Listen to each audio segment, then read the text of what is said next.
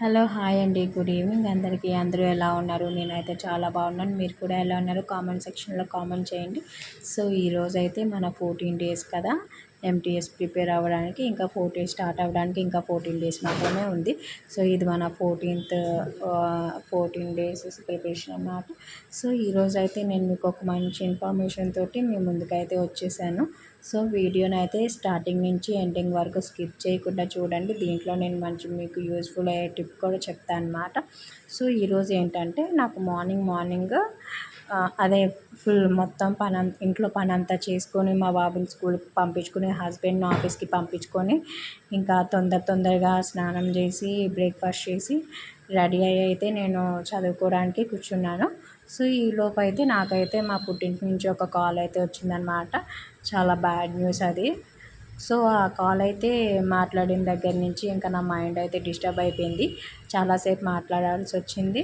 So అదే కాక ఆ న్యూస్ విన్నాక మైండ్ అయితే చాలా డిస్టర్బ్ అయిపోయింది. అలా అని ఇప్పుడు ఈ రోజంతా డిస్టర్బ్గా కూర్చుంటే మనకి టైం తక్కువ ఉంది.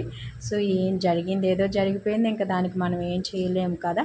సో అందుకని అన్నట్టు ఇంకా నేను దాన్ని గివ్ అవే చేసేసి ఇంకా నేనైతే ఇప్పుడు ఏం చదవాలి, ఏ సబ్జెక్ట్ అయితే మైండ్కి ఎక్కుతుంది అని కూర్చొని ఆలోచించుకుంటుంటే సరే ఇప్పుడు పెద్ద టాపిక్స్ అయితే నేను మైండ్ పెట్టి ప్రిపేర్ అవ్వలేను ఇప్పుడున్న డిస్టర్బ్ మైండ్తో. సో అందుకనేసి నేనైతే ఈరోజు నాకు ఈజీగా అనిపించే ఇంగ్లీష్ టాపిక్ అయితే తీసుకున్నాను.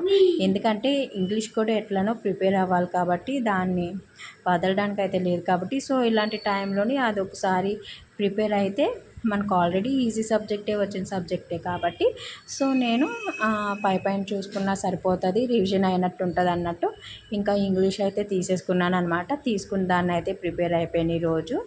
సో నేనైతే ఇంతేనండి. ఎప్పుడన్నా నాకే కాదు ఎవరికైనా కానీ ఇలా మనం చదువుకునే వాళ్ళు, పిల్లలు ఉన్న వాళ్ళు, ఇలా ఫ్యామిలీ ఉన్నవాళ్ళు, ఇలా వెనకాల ఫ్యామిలీ ఉన్న వాళ్ళకైతే కొద్దిగా మధ్యలో కొన్ని స్ట్రగుల్స్ అయితే తప్పవన్నమాట. సో ఫ్యామిలీ మెయింటైన్ చేసుకుంటూ కొన్ని అటు ఇటు కూడా అత్త ఇంటి వైపు పుట్టింటి వైపు అన్నీ మెయింటైన్ చేసుకుంటూ కొద్దిగా కష్టమే ఉంటుంది. సో అందుకని మధ్యలో కొన్ని ఇబ్బందులు వస్తాయి, అవన్నీ ఉంటాయి కాబట్టి కొద్దిగా మైండ్ డిస్టర్బ్ అయ్యేది ఉంటుంది, చాలా ఉంటాయి కాబట్టి. సో అలాంటి టైంలో మనం ఇలా చిన్న సబ్జెక్ట్స్ తీసుకొని అసలు చదవకుండా ఉండేదానికంటే ఇలాంటి ఈజీ సబ్జెక్ట్స్ తీసుకొని కొంచెం పైన మనం ప్రిపేర్ అయినా రివిజన్ అయినట్టు ఉంటుంది అన్నమాట. సో నేనైతే ఇలానే చేస్తానండి. ఎప్పుడన్నా కొద్దిగా అవి ఉంటూనే ఉంటాయి కదా. సో ఇంకా అన్నాక మ్యారీడ్ లైఫ్లో కానీ ఇంకా నార్మల్ లైఫ్లో అయినా కానీ అన్మ్యారీడ్ లైఫ్లో అయినా కానీ కొన్ని ఇబ్బందులు అనేవి ఉంటూనే ఉంటాయి. సో అలాంటి టైంలో టైం వేస్ట్ చేసుకోకుండా ఇలాగ మీరు సెలెక్ట్ చేసుకుంటే మీకు రివిజన్ అనేది ఉంటుంది, టైం వేస్ట్ అవ్వకుండా ఉంటుంది అన్నమాట. సో నేనైతే ఎప్పుడు ఇట్లానే చేస్తానండి. సో ఈరోజైతే ఇలాగా ప్రిపేర్ అయ్యానమాట. ఎంత ప్రిపేర్ అవుతున్నా కానీ మైండ్ పెట్టలేకపోతున్నా. ఏదో కొద్దిగా నాకు ఈజీగా అనిపించిన ఇంగ్లీష్ సబ్జెక్ట్ కాబట్టి నేను ఇంకా అదైతే పైన ప్రిపేర్ అయినా సరిపోతుంది, మళ్ళీ చూడవసరం లేదన్నట్టుగా ప్రిపేర్ అయ్యానమాట. సో అది కాబట్టి నాకు మైండ్కి ఎక్కింది. మిగతావి ఏవైనా అయితే అసలు ఎక్కకపోదునండి. సో ఈ ఇన్ఫర్మేషన్ అయితే మీకు నచ్చింది అనుకుంటున్నాను. మీకు నచ్చినట్లయితే లైక్ చేయండి, అలానే చాలామందికి షేర్ చేయండి.